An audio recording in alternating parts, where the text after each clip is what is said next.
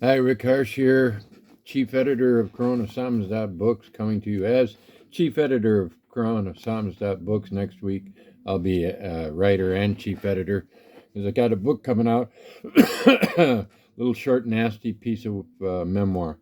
We'll go into that more next week. I'm brought to you by Saber Guitars, and I'm supported by members of your community. Maybe. I mean, I don't know. I'm not unsupported except by one guy. I wasn't going to talk about this for sure. Then I started thinking about it. I don't think about it much. I'll tell you precisely how much I think about it in case the person who wrote it is watching. Um, Let me see if I can find it very quickly. Um, I was just up.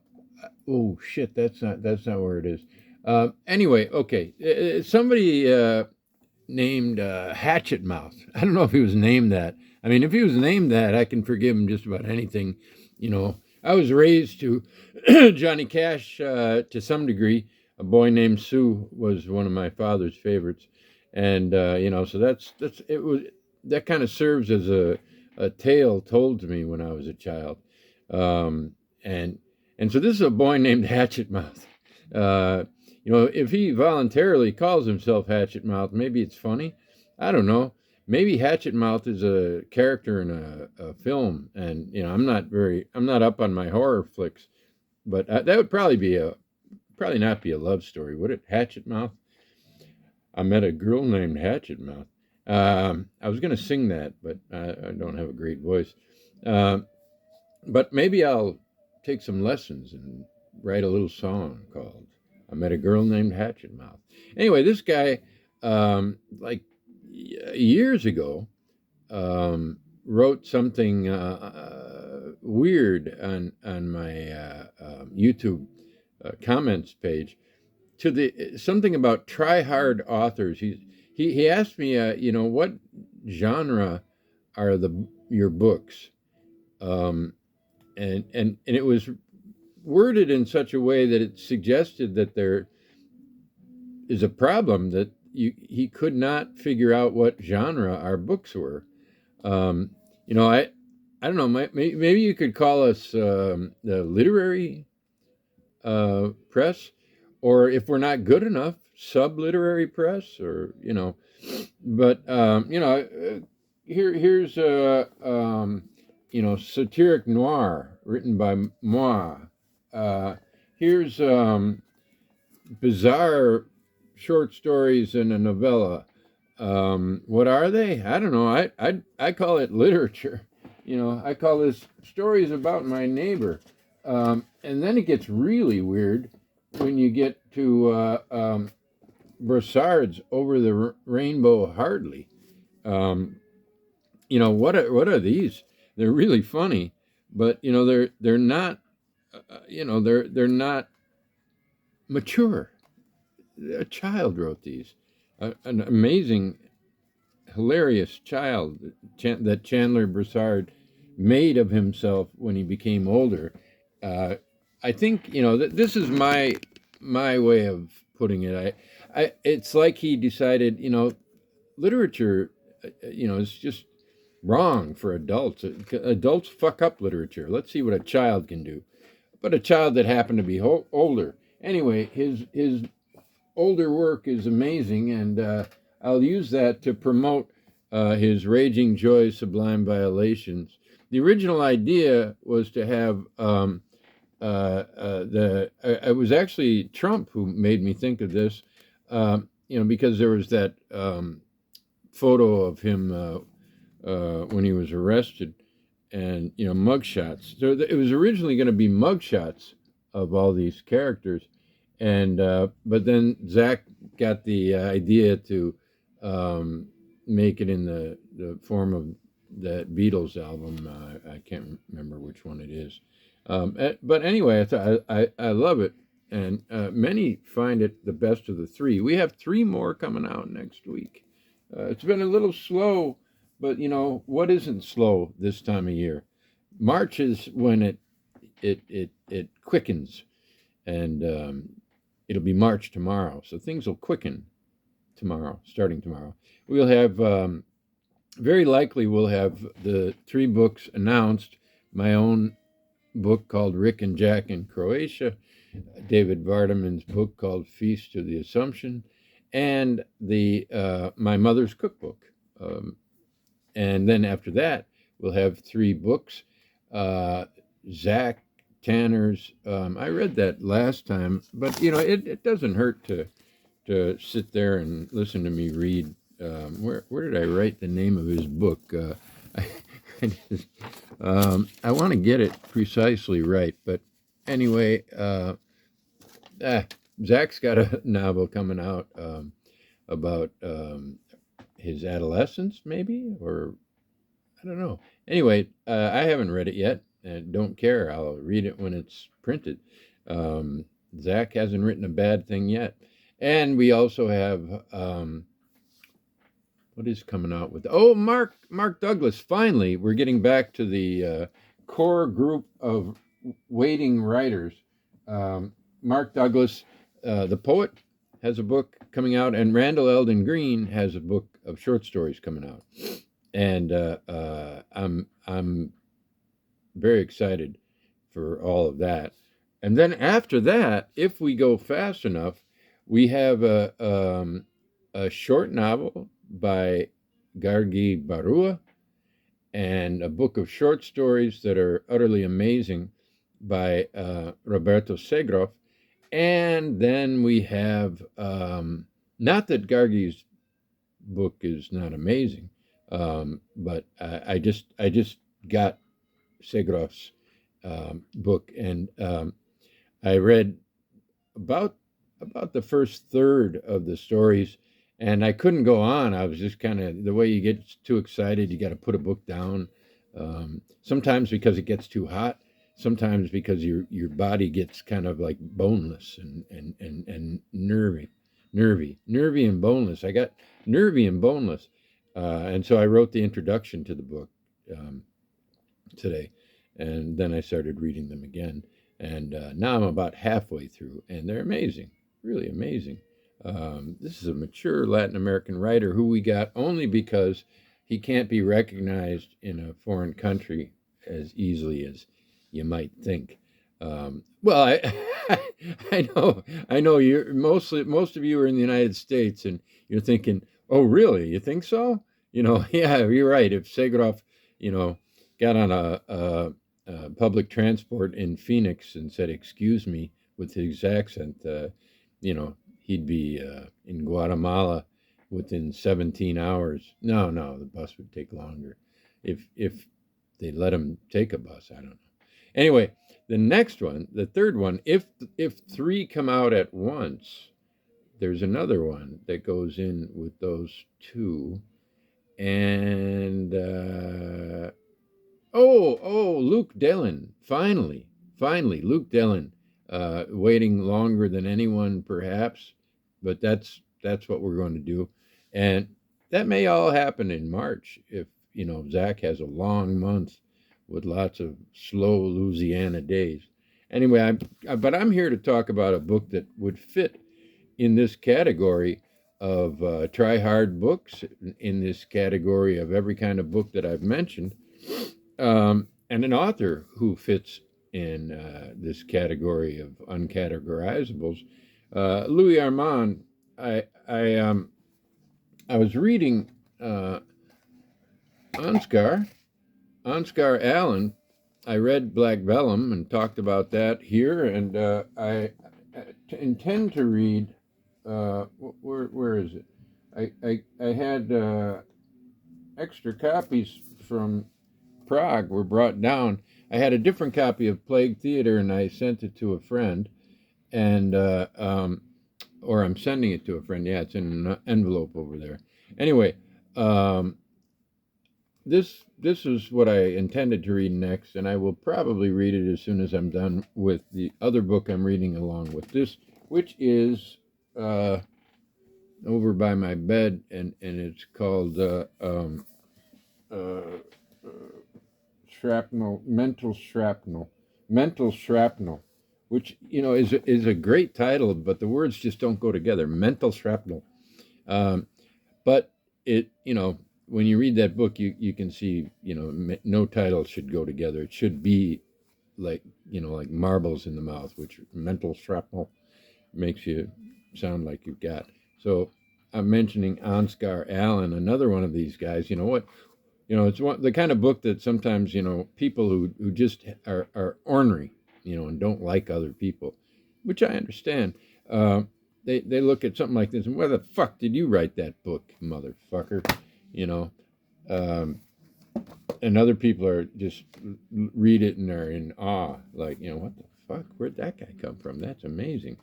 Louis Armand, I think, is beyond that point in his life. He's been pretty well known. His big book, The Combinations, is owned by a lot of people I know, and I've not reviewed that here because I know I have to read it again. For one thing, I'd forgotten how funny it was, and maybe it isn't funny. Maybe it's just the first page was funny. They're giant pages. I reread the first page or two, and it was just hilarious. Um, his other books aren't that funny, except this one. This one's kind of funny. This is another acid noir book, like his book Midnight on the Oasis. Yeah, okay. Sorry. It's not called that. It's Breakfast at Midnight is what it's called. I also sent that to a friend who I knew would like it. I don't like giving away the books I've just read as a rule. I like seeing them sit there, and but now everything that's there is something I haven't read yet. Except the creative writers. It's another one. Who knows Gary Amdahl? A lot of people know Gary Amdahl. He's probably in the number of people known class as Louis Armand. Maybe Louis has more people because remember I did that review about the Not the Booker Award where Louis was very, very reviewed in a very ugly and in very bad faith by the asshole who started the Not the Booker, which became his own thing, and he sure did not want to have Louis Armand win it for whatever reason.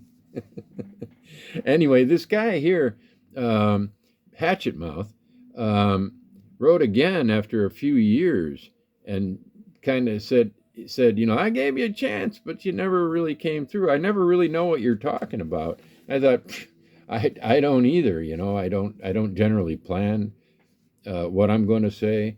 I don't know how to review a book very well. If it's an exercise, you put me in a room, a school room, and say, do this, write an essay. I'll write it into an A, but it may be total nonsense.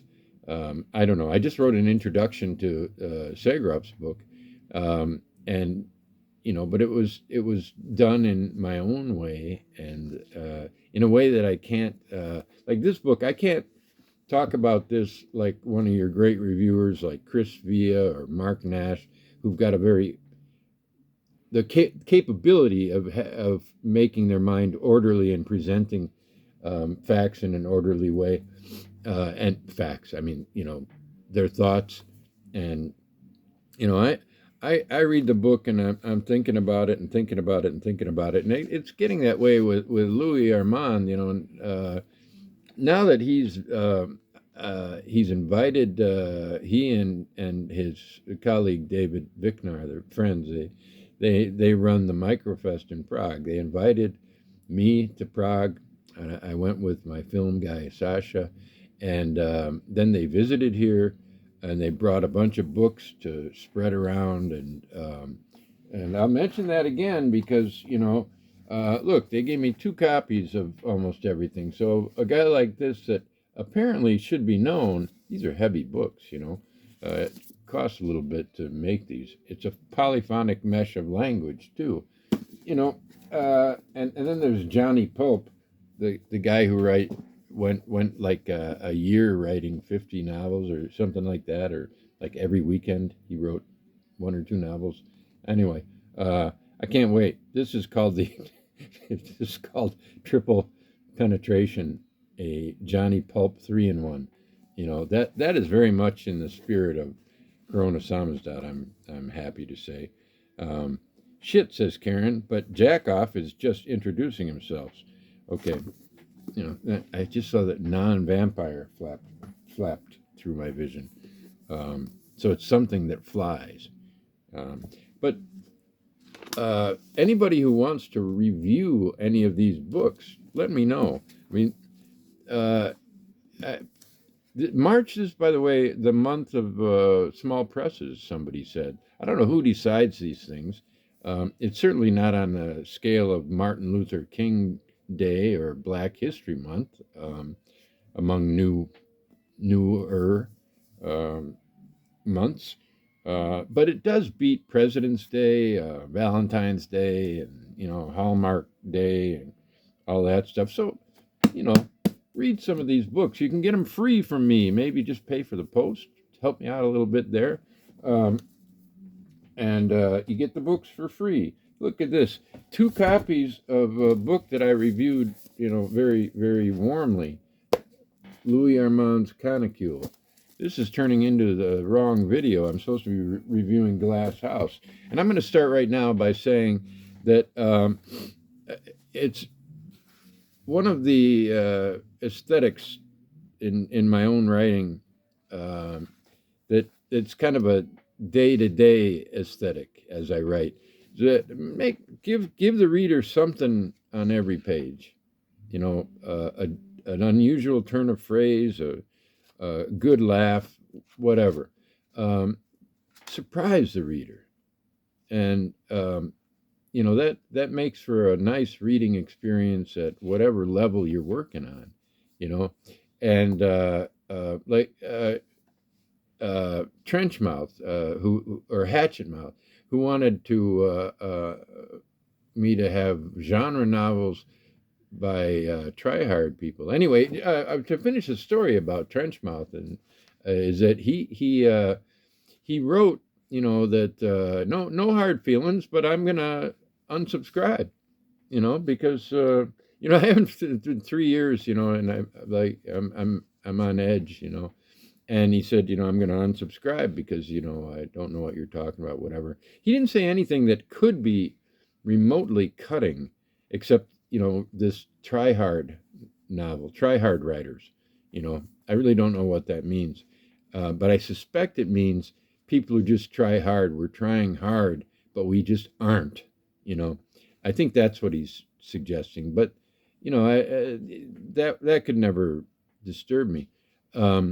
But when somebody criticizes you, they go out of their way to do it. They want you to know it. They want you to do it, which is it's not a paradox. It's just an irony. But when someone like Trenchface says, no hard feelings, but I gotta, you know, unsubscribe. He does have hard feelings. He wants you to know.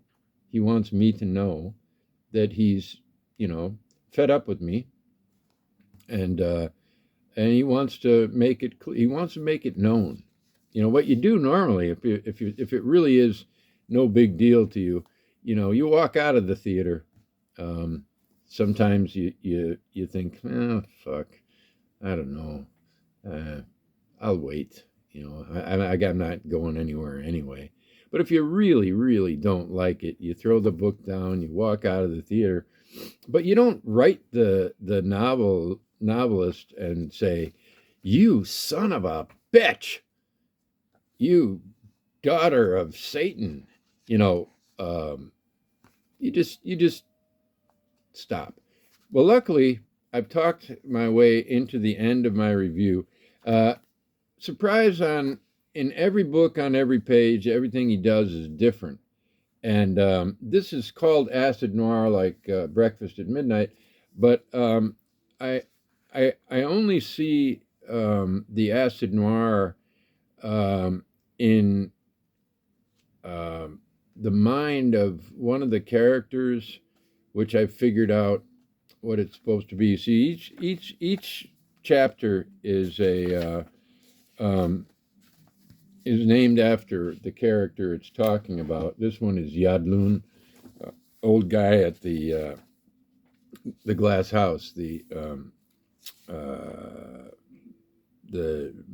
Jardin de Paris.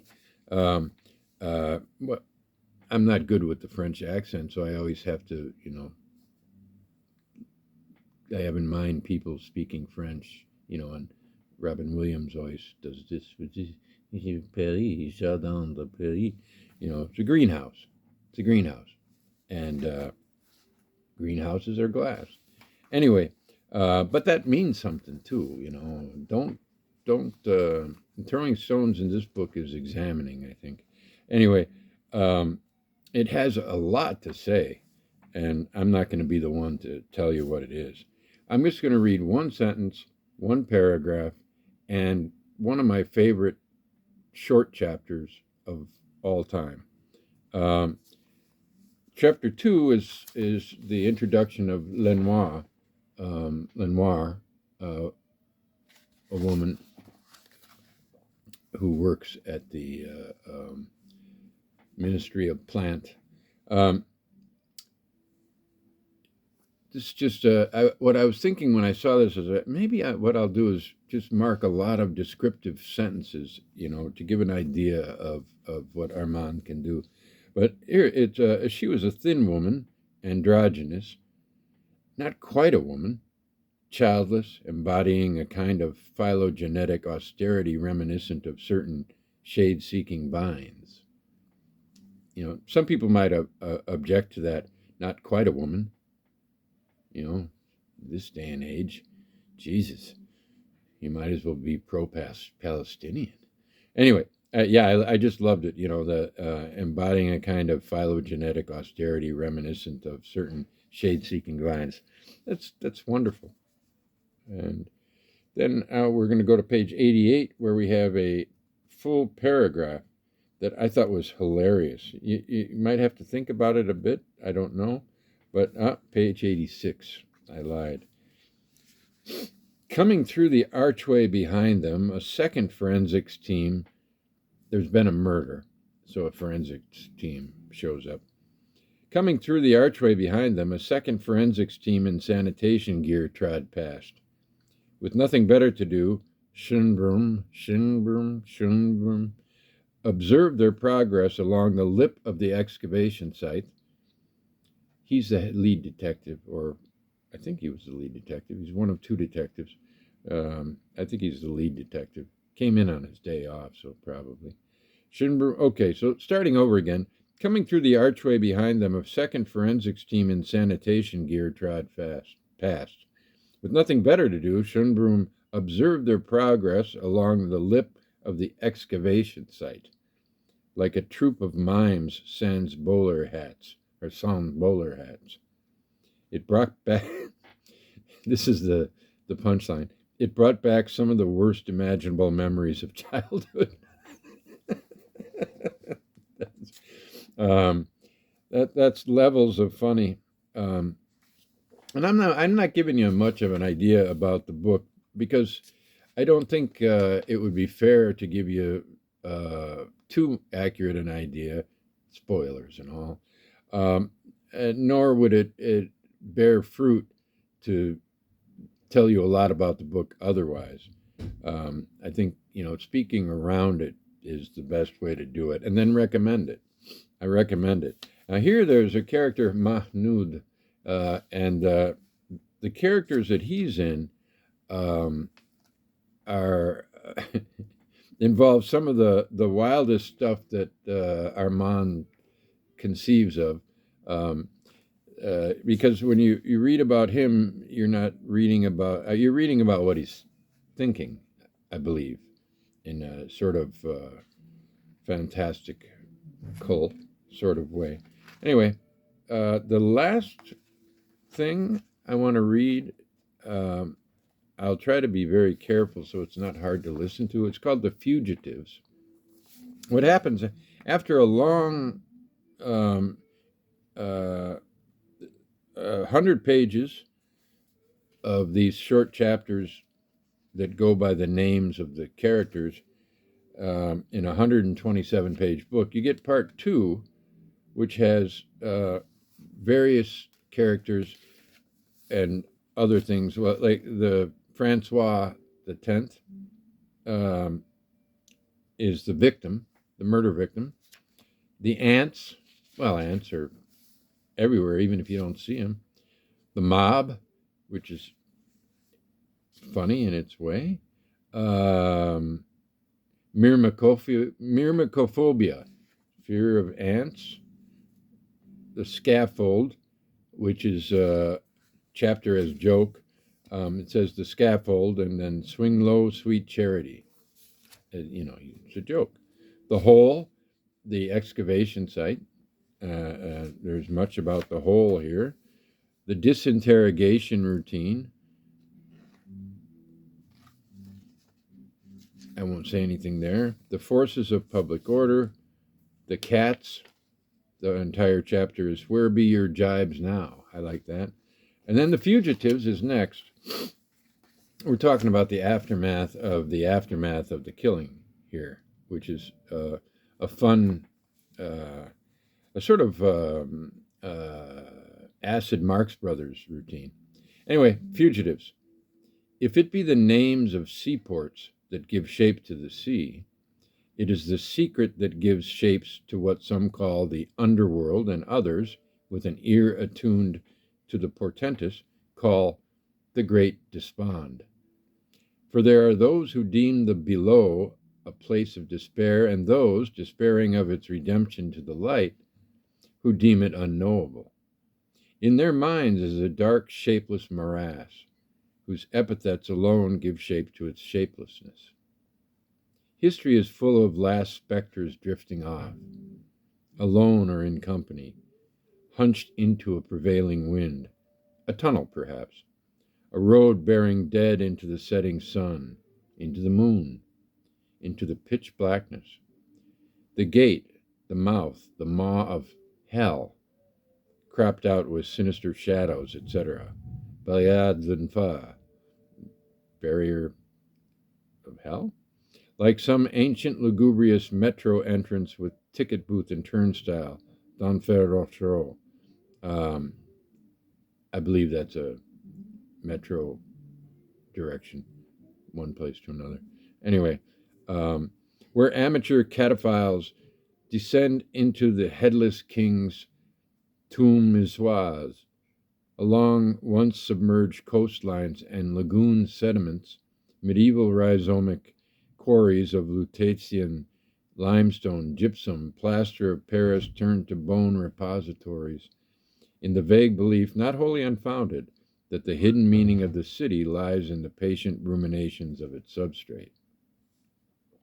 The quest for knowledge, no less.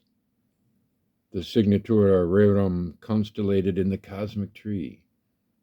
For such a purpose have many species of fools scoured the sepulchral passageways of the underworld, but not only, and not always fools.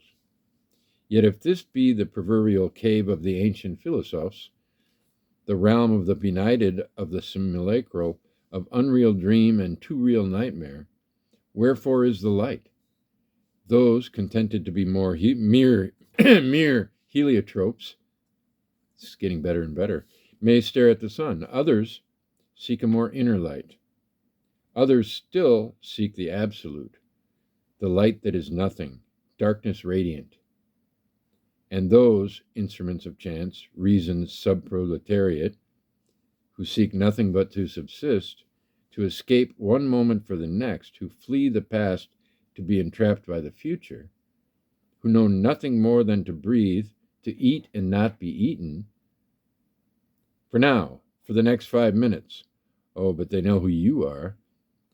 Thus are eternities spun into a web whose anchors are forever drifting in the mobile gloom of the sous-sol.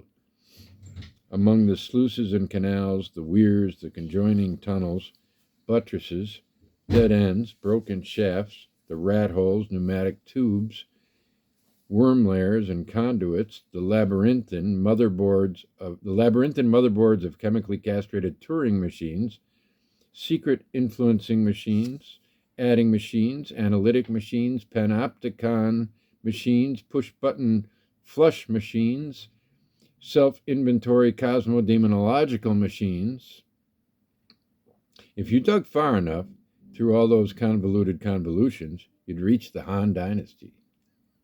So they say. The truth is, these are the entrails of power, and through them flows an excrement loaded with blood guilt most palpable. It is the conscience of the world few cast their gaze upon. It is the conscience of the world few cast their gaze upon. There, that's right. They come only to view the prettified bones of the nameless, a morbid little sideshow alley of regimented skulls and femurs and funerary monuments. The disinterred intramural dead, carted hence in their 6 millions at the behest of property. The dead is commodification's landfill, recycled into the void produce by the inexorable rise of capital as if out of the very bowels of the earth. An edifying spectacle. No end to its labors, even for the perished. It is the hand that never lets go. There are no fugitives. That's one of the best pages and a half I've ever read. That is just extraordinary. Thank you very much for tuning in. I hope you stayed to the end because that's the only really good part there was.